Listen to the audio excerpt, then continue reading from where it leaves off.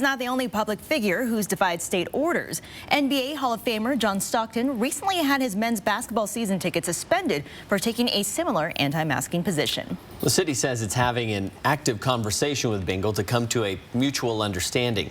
Vanessa Perez is live with more on why the elected officials refusing to follow the mandate. Vanessa. Aaron and Nia, Councilman Bingle says he's not trying to debate the mask mandate, but claims that these mandates have gone on just way too long. Nearly 2 years in a pandemic. Masks are mandated in Washington. But for Councilman Bingle, mandates should now be a thing of the past. Well, I think that comes down to, laws, are all laws good, moral, and ethical?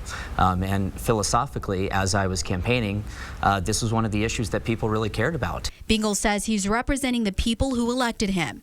His failure to comply comes down to how lengthy mandates have been and the inconsistency. He also brought up the negative impacts he believes masks have on kids in school. They're not developing in ways that they should be developing because we have our faces covered the entire time.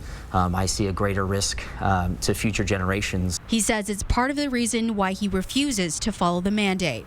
He tells us he's happy to follow laws and mandates as long as they're good for the community. But what about the safety of others in City Hall? I think what's best for the community is for us to push back on this particular issue. And I can understand why, somebody might feel uncomfortable.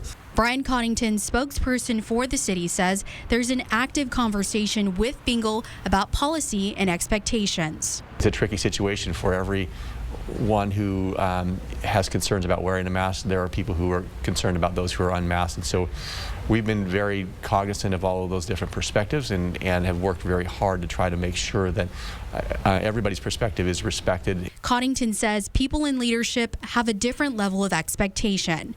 Bingle's able to make those decisions and be accountable. I'm Vanessa. The city says they are going to continue having a conversation with Bingle. They hope to get to a mutual understanding so that everyone involved is comfortable. Reporting in Spokane tonight, Vanessa Perez, 4 News Now.